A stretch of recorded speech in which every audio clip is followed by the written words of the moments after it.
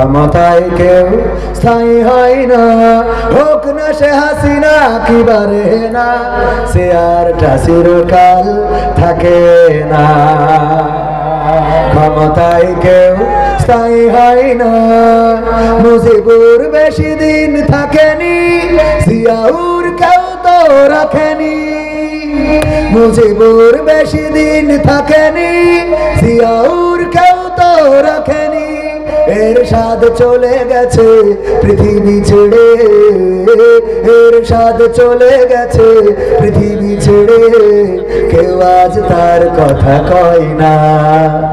ঠিক না বেঠে? ক্ষমতায় কেউ স্থায়ী হয় না।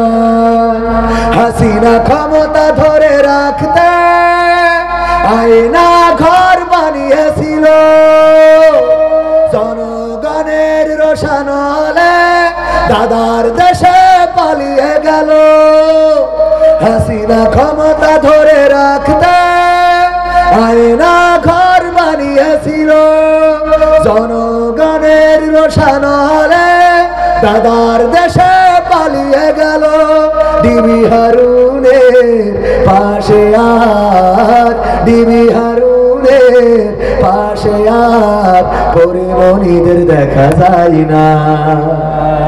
ঠিক না বেঠে? এখন কি তাদের আর পাশে পাওয়া যায়? না, যায় না। এখন আর মমতাজ গান গায় না, এখন আর ফেরদৌস শেখ হাসিনার পক্ষে কথা বলে না, এখন আর নায়ক নায়িকারা বলে না যে চট্টগ্রামে গেলাম, রাস্তাটা যেন ইউরোপ আমেরিকার রাস্তায় হেঁটে আসলাম। বলেছে ততদিন খেয়েছে যতদিন, বলেছে ততদিন পেয়েছে যতদিন, বলেছে ততদিন নিয়েছে যতদিন। বলা বন্ধ হয়ে গেছে সেই দিন থেকে, যেই দিন থেকে বুঝেছে আর পাওয়া হবে না। ঠিক না বেঠে? শেখ হাসিনা সংসদে গান গাইল নেত্রীর নিয়ে, নেত্রীর পিতা নিয়ে, অথচ এই শেখ হাসিনা চলে গেল ভারতে, না কোনো গান গাইল না, কোনো গান আর শোনাইল না। আমি বললাম ওরে নেমো খারাপ, ওরে স্বার্থপর, ওরে বেঈমান, তোর মতো বেঈমান তো পাওয়া যায় না। আমরাও তো তাও এখনো নেত্রীর নাম নিয়ে কথা বলি, আর তোরা সারা জীবন খেয়ে পড়ে নেত্রীর নামটাও একবার নিস না। তোদের মতো নেমো খারাপ বেঈমান হইতে পারে নারী। ঠিক না বেঠে?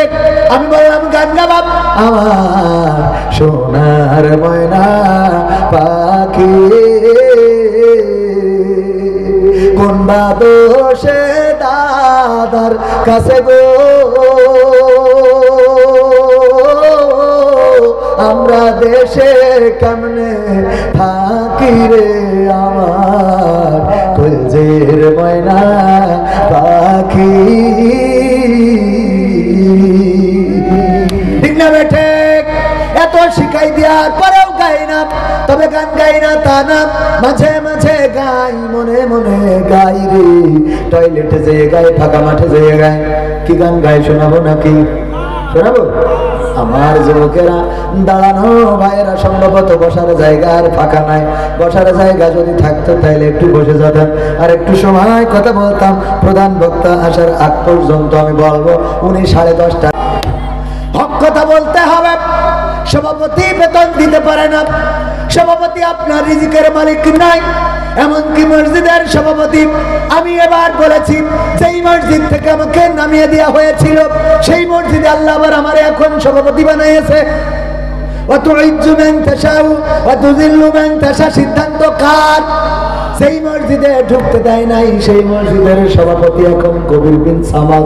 ভাইরা আমার গো, কোন ক্ষমতার লড়াই দিয়ে নয়, বরং আমি বলেছিলাম এই মসজিদে এমন ইমাম হতে হবে, এমন সভাপতি হতে হবে, এমন দায়িত্বশীল হতে হবে সেই সভাপতি ইমামের অনুপস্থিতিতে ইমামতি করার যোগ্যতা রাখে, ইমাম যদি না থাকে সামনে দাঁড়াবার যোগ্যতা রাখে।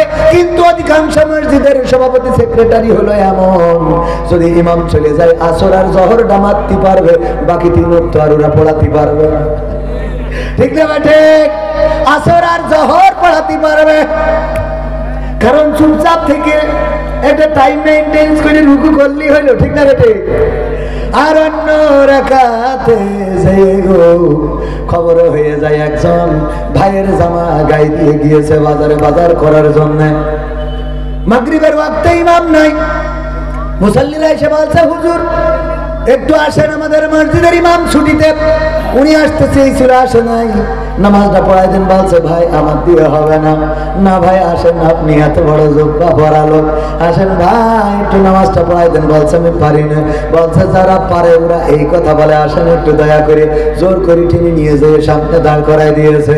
ও একেবারে প্রথম রাকাতে সূরা ফাতিহার সাথে সূরা ইখলাস পড়ে সিজদায় যে চিন্তা করছে, আল্লাহ আমার জীবনের অর্জন তো সব এক রাতে মারি দেওয়া সারা, দ্বিতীয় রাকাতে এখন করবটা কি? সিজদায় দুশ্চিন্তায় আর মাথা উঠাইতে পারে না। হঠাৎ করে মনে হইল একটু মাথা উঠাই দেখি যে কোনো দিকে কোনো লাইন আছে কিনা। মাথা তুলে দেখে মসজিদটা বেড়া, এক পাশে একটু ফাঁকা জায়গা আছে, বের হওয়া যাবে। ও একেবারে চুপচাপ উঠে চলে গেছে। মুসাল্লিরা সিজদায় মনে করছে ওরে বাবা এত বড় আল্লাহওয়ালা হুজুর, এত লম্বা সিজদায়, এক সিজদায় তো পুল সিরাত পার করে ছুঁয়ে দেবে। কিছু টিকটক মুসাল্লি থাকে ইয়াং পোলাপান, অনেক লম্বা সিজদা দেখে পিছন থেকে উঠে মনে করে এত বড় হুজুর, কোন হুজুর একটু তাকায় দেখি সিজদাতে উঠে দেখে কই হুজুরই তো নেই, হুজুর তো নেই। ওরা উঠে কয় হুজুর কোনে গেল, কোনে গেল সেটা পরে হবে, যার সেই নামাজ আদায় করে নামাজ শেষ করে হুজুর রে খোঁজো, হুজুর কেন এমন বেকায়দায় ফেলায় রেখে গেল। দেখে হুজুর মাছের বাজারে মাছ কিনতেছে, যেই ডাকতেছে যে আসেন এই আব্দুল মাজিদ এইদিকে আসেন, কি ব্যাপার নামাজে আপনি এই কাজ করলেন কেন? বলছে আমি কতবার করি, বললাম আমি পারি না, কতবার করি বললাম আমার দিয়ে হবে না, শুনলেন তো না। সামনে নিয়ে যেয়ে দাঁড় করাই দিলেন। বলছে দাঁড় করাইছি ভালো কথা, দাঁড়িয়ে যখন গেছেন অন্তত সিজদাতে তো তুলে তুই আসবেন। তাও বলতাম আপনি চলে গেছেন, এখন আমাদের দায়িত্ব পালন করতে হবে, কিন্তু সিজদায় ফেলে কেন চলে আসলেন? বলছে আমি পারি না, তা করবো কি? বলছে পারেন না তাই এত বড় লম্বা জুব্বা গায়ে কেন? বলছে এই কথা বললি তো আগেই তো ভালো ছিল, আমার ভাইয়ের জামা ভাই ইমামতি করে, আমি আজকে ভাইয়ের জামা গাইতে বাজারে আইছি, কারণ আমার কাপড় কেজি দিয়েছে এখনো শুকাই নাই, বাড়িতেও বাজারে নাই, এই জন্য তাড়াতাড়ি করে আসছি। যে আমার বউ বললো তাইলে তোমার ভাইয়ের জামাটা গাইতে যাও, আমার ইমাম ভাইয়ের জামা গাইতে আইছি, আসলে আমি হুজুর না, হুজুর ওইটা। কথা কি বোঝা গেছে? আমাদের সভাপতি গুলো যদি মসজিদে দাঁড় করিয়ে দেন, তাইলে প্রথম রাকাত পড়ে তারপরে বেড়া খুলতে হবে যে কোনে যাওয়া যায়। ওগো আমার ভাইরা, এমন সভাপতি চলবে না। এই কথা বলার কারণে আমারে বানাইছে সভাপতি, আর বাংলাদেশ ইসলামী ছাত্র শিবিরের জেলা সভাপতি ছিল তরিকুল ইসলাম যশোর জেলা, ওরে বানাই দিয়েছে সেক্রেটারি।